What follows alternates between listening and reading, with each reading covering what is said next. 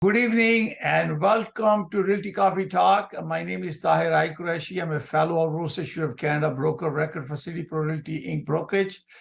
Today we're going to talk about, let's talk real estate, give you some understanding about changes under TRESA 2002, the new law in real estate that replaced REBA on December 1st.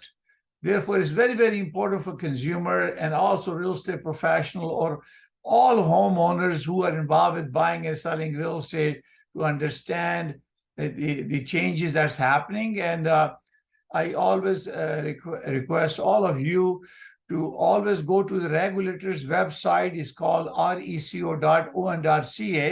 There is a section there for buyer and seller, one section for real estate professionals. So we're going to talk about general questions. If you have any question, please give me a call. So I'm going to share my screen and do a presentation for you.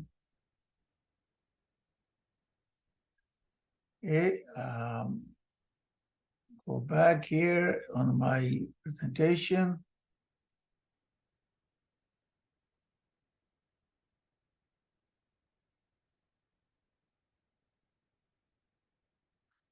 So today was our first attempt to start Let's Talk Real Estate. So everybody was provided a Zoom link and they are able to join us anytime during this process. So understanding changes under TRESA 2002. So first of all, TRESA became effective on December 23rd, a couple of days ago. And biggest changes they did is they created a very important RECO information guideline that you must learn and share. And all real estate agents are responsible now to use the website, RECO website, to share it, or they can download it and send it to their client, buyer or seller. And it gives them a lot of details. There are 13 pages of that, and I'm going to share that guidelines with you toward end of the program. The purpose is to notify them that there is no longer a customer service. Now you either be a client or you be a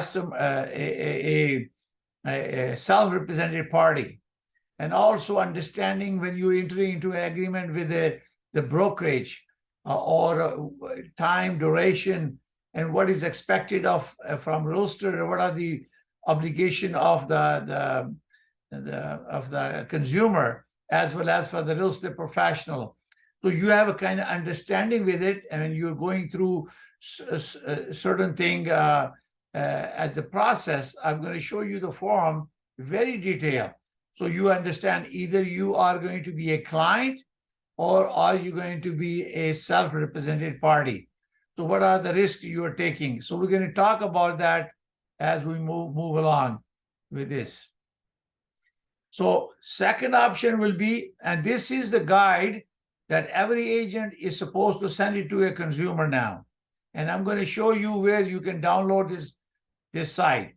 Customer service is eliminated. Under the TRESA, there is no customer service. Either you're a client or you're a self-represented party. And we're going to talk about that, what is included, what's not included. And the other change is a broker representation.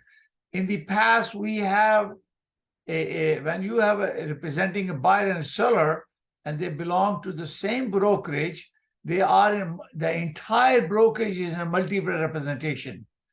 That means they have to disclose that and get a consent from the buyer and seller to represent it.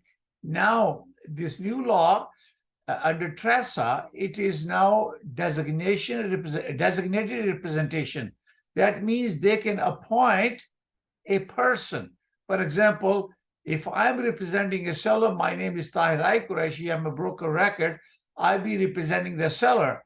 And if the buyer who wants the property, same property, and I can designate somebody from a brokerage unless they are represented by another cooperating brokerage. So designated means a particular person that consumer has chosen to represent a client. And they encourage that because in the best interest of consumer, they prefer that you have a designated representation. There could be exceptions where, go back, I think. So there could be some exceptions where small brokerage where the brokerage will be representing both parties, provided that there is a written approval or consent or authorization from the buyer designated if you already have a seller designation. Now, dealing with the self-represented party, this is very important, like I mentioned that. That means you will not get any advice, you're not going to get any service or opinion from the real estate professional unless you have a representation, because you are taking the risk. You will not, because the client is represented by the brokerage or designated representative, will have a protection from the client who has engaged with the brokerage and they signed a representation agreement, whether it is a broker representation or designated representation. Self-represented party, let's assume that you come to an open house and you will give them a general information, but you will not give any opinion because they're not represented by you. Therefore, in the brokerage, for example, our brokerage, we decided that if we have a client, if I have a listing, any buyer comes in, I will give it to anybody in my brokerage if they want us to represent that. And they are, and he or she has to protect the interest of the buyer. I have to protect the interest of the seller. And this is very important. Now, disclosure, consent, and acknowledgement.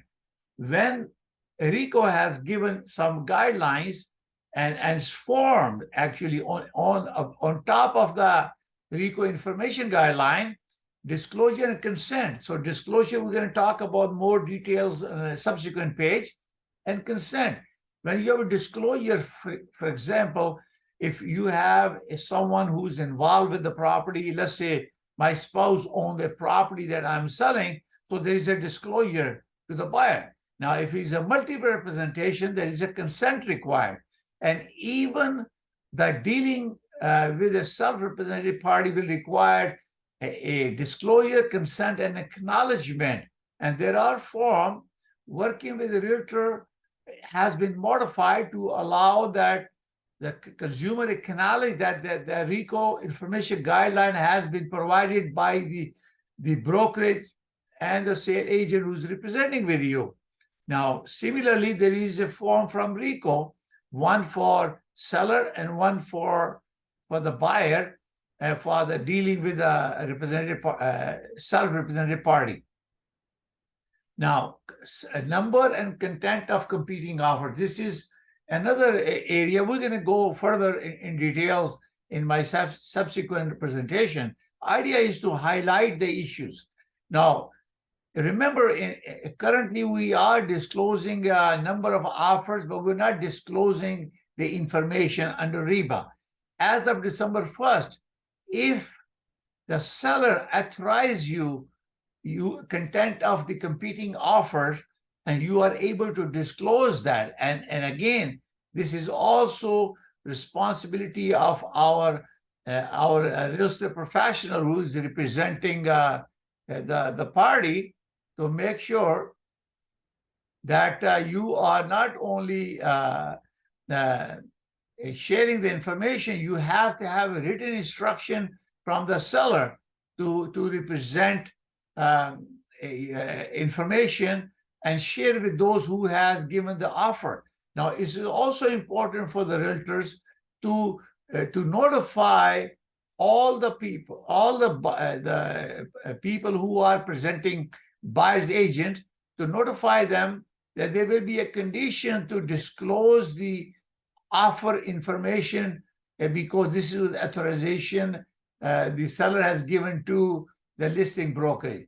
So it's very, very important that information is shared. Now, again, there is a disciplinary committee, special authorization. I'm not going to talk in detail, but the only thing is they have now maximized a penalty for a contravention to TRESA could be charged about $50,000 maximum to a registrant, and also $100,000 to the brokerage if they're found contravention to the TRESA. So this is a ballpark information, but we're going to talk about the certain steps that you have to do. Again, so RICO has set up a portal where you can put the buyer's or seller's name, their email, contact information, and send this guide to them. And it records it, it sends you a confirmation that you have sent it. On top of that, you can download this guide and you can send it by email to your client before you entering into an agreement. And also you need to go through that line by line. And I'm going to show you that guide as we move forward with this presentation.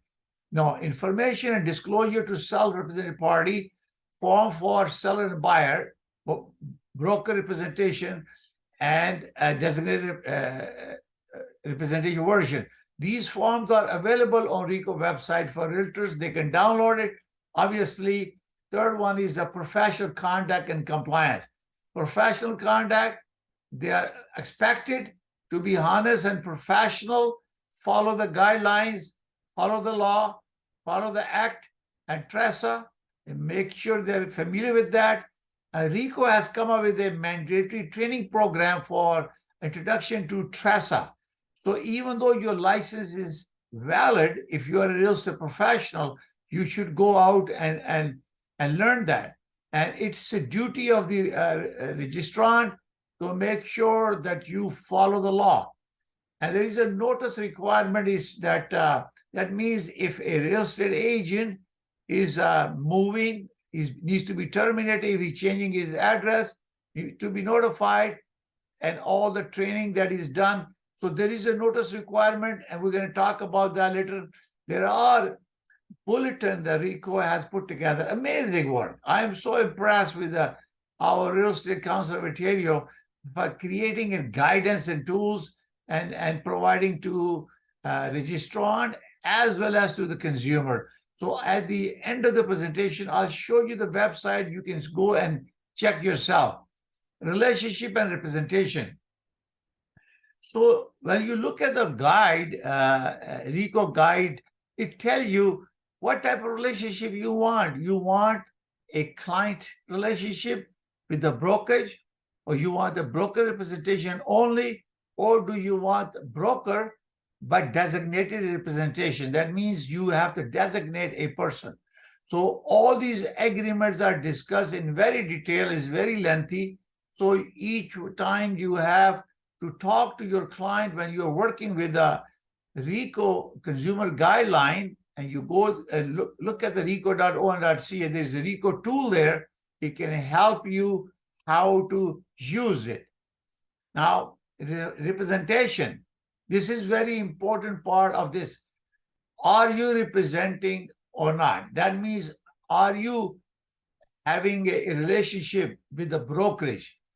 Under the TRESA, formerly REBA, the brokerage could be a one person, self-proprietor, or partnership with two people, or corporation. So representation agreement, how you are being represented. Are you being represented as a buyer representation agreement or seller representation agreement? Are you having a relation as a designated representation or for the buyer and the seller? So dealing with seller represented party, confidentiality, because you have to keep their information confidential. You only talk about how you're going to help that person. But self-represented party, you don't share any confidential information. You only give general information. You don't give opinion or any guidance or any service to them. And that's what is explained in RICO information guideline.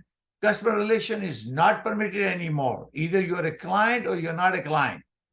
Implied representation agreement, when you offer too much information, which is part of the service or advice, part of the client representation, you are giving impression to the buyer or a seller that they are their client. You need to avoid that. You cannot give information. You are protecting a client that you already have. Therefore, you not share any information with a non-self-represented party. Only you generate information, you go open house, you give the listing and feature sheet, that's about it. You don't give opinion about that. And that's the risk that taking. We're going to go through quickly on that guideline I show you. It talks about that issue. So disclosure, consent, and acknowledgement. This is where you disclose if you own the property and or your family member, immediate family member, you have to disclose it.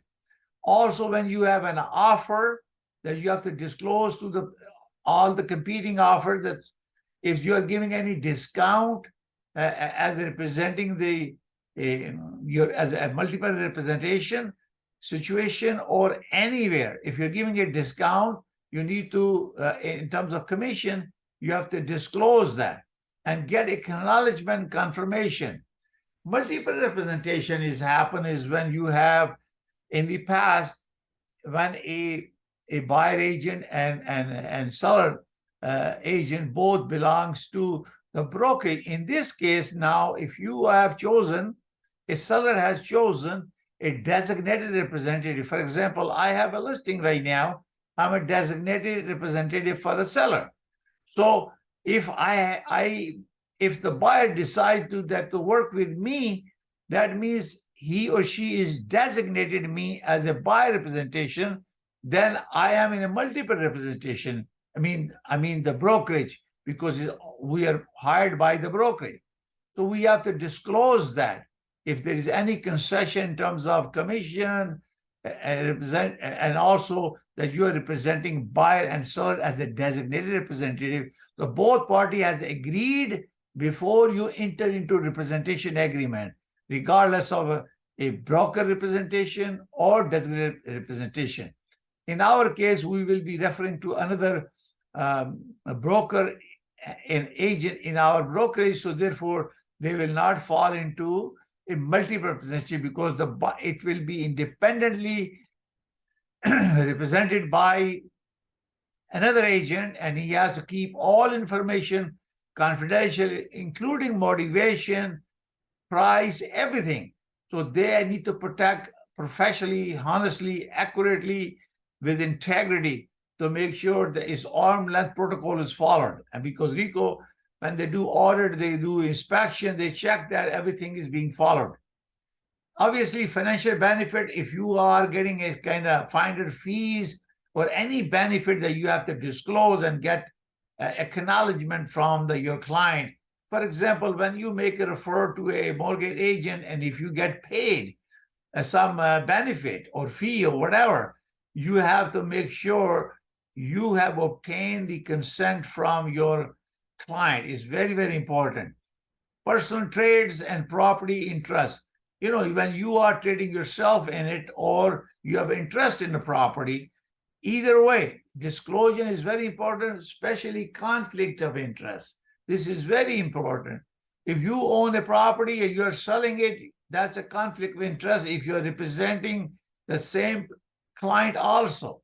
So idea is to have arm's length protocol, and you share that information with your client, disclose it, get acknowledgement, or to prevent that any conflict, designate another person in your brokerage to handle it.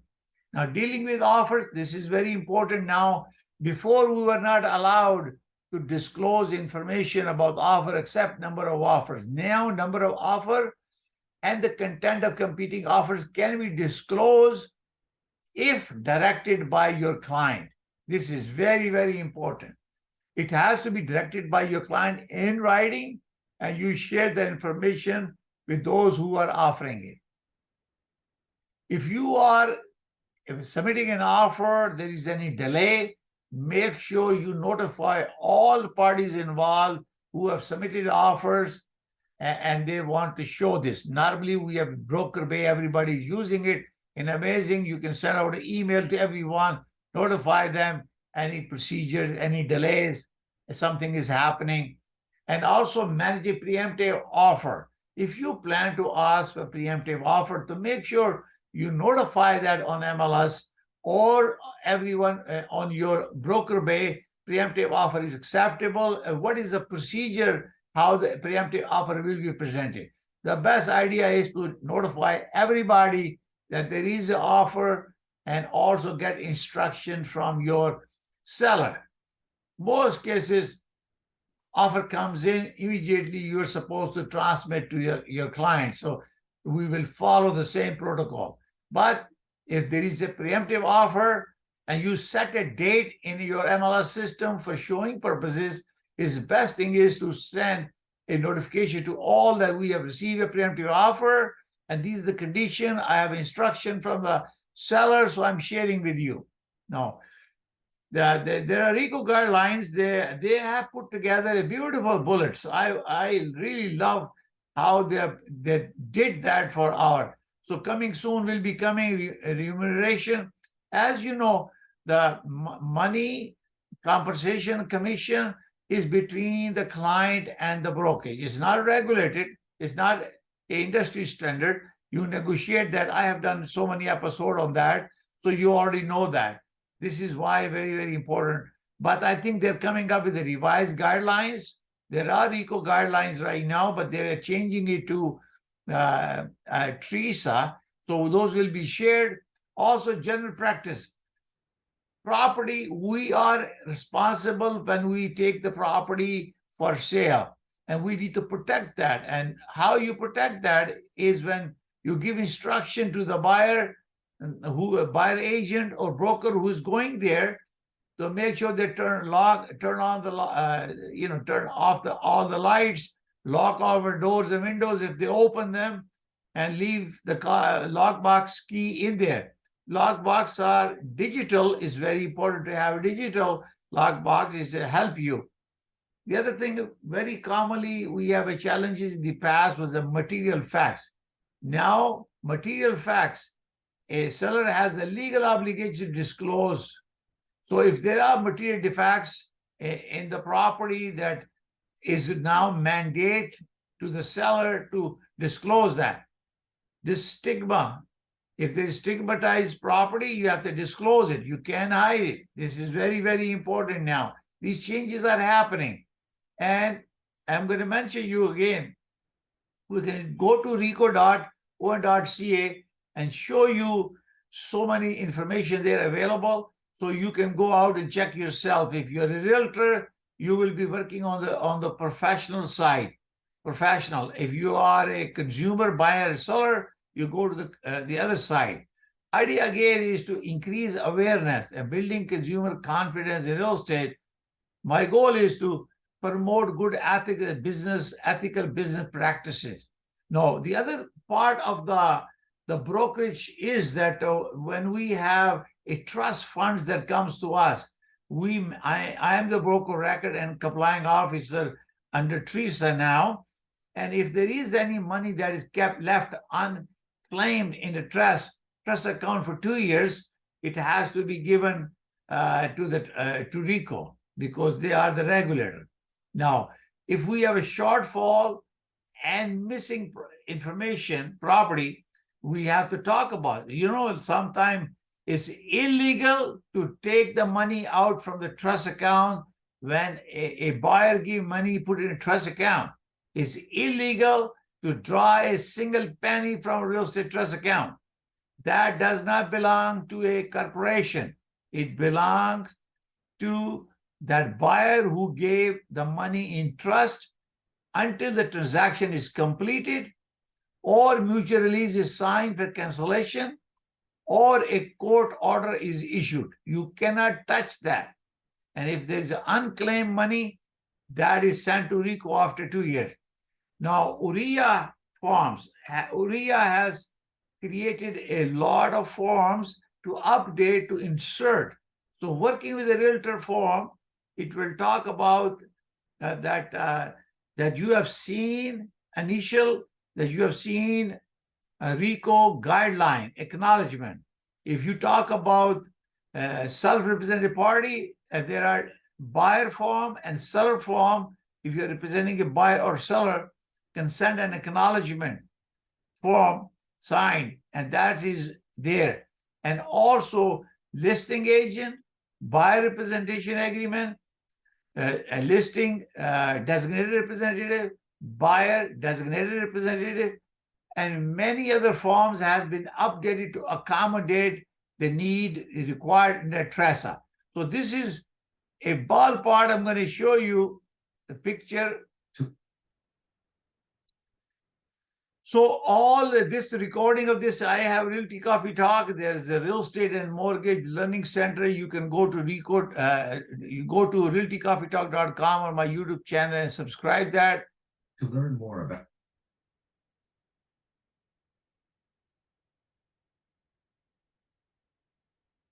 So I am a broker of record. I'm a CIPS, FRI, CRES, SRES, SRS, ABR.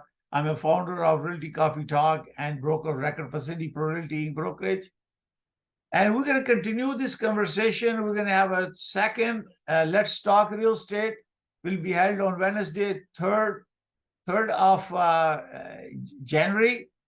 And we're going to talk. Thank you very much for watching. So I'm going to share with you the website, and this is which I promised to share with you. So if you go to RICO website, you see this here, Real Estate Council of Ontario, they are the regulator. So they have a buyer and seller guidelines. So things you need to know, information for buyer, information for seller, your deposit is protected, make sure your real estate agent is registered. And this is very important for you to remember. And there are guidelines here, property taxes, how CAO help real estate agent and condo buyers. And these are all different information. And if you look at the tool, RICO tools, and they give you a guideline here that talks about guidelines. So if you are share the RICO information guide when you are dealing with a real estate professional, this is a share with a designated representation, and this is a broker representation. So this is very important for you to, and it's a information and disclosure to self-represented party for a designation representation or broker representation. And this is a regular RICO guideline. So I'm going to open this one so you can get an idea about this. So when you look at this, it says here, working with a real estate agent, think you need to know. RICO information guideline is very comprehensive.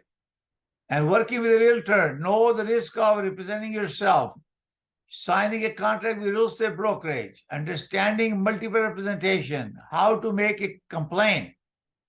So if you are a seller, an agent can provide you advice, market or advertise your home, including arrange photograph, video, blah, blah. Provide referrals to other professionals you will need if like a lawyer or a home staging company, arrange and attend home inspection and appraisal, arrange showing for interested buyers, advise you on how to handle competing offers. So these are the seller's agent. If you are a buyer agent, these are the buyer activities. So you have to go through this. You will benefit from the duties to the brokerage and the agent owe to you as a client. Undivided royalty, disclosure, confidentiality, avoid conflict of interest. You have a responsibility as a client. Be clear about what you want and don't want, and make sure you share all the information might be relevant to you. Respond to your agent's question quickly. Understand the terms of your agreement with the brokerage and pay the fee you have agreed.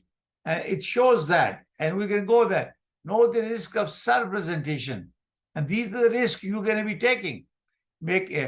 If you choose not to work with a real estate agent, it will be your responsibility to look after your own best interest and protect yourself. This may include things like making. So this is the information that you have to read, all the complete detail.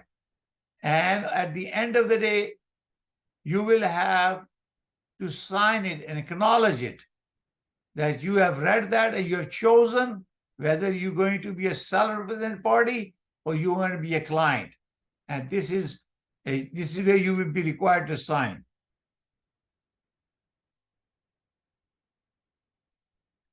So you have an idea about any questions you can share with me now? Mumtaz?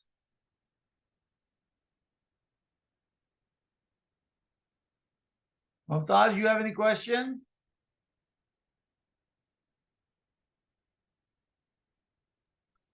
No, sir, it's fine. Absolutely. Very well explained. Got it. Good. So I'm gonna share it on the website, and you can watch it again if you want. If you have any question, feel free to ask. All right. Sure. Thank you very much, sir. Thank you very much. I really appreciate you all watching, and I will be putting this on my YouTube channel, and where you can watch and share with your friends. Thank you for watching. See you now. Thank you. Bye for now.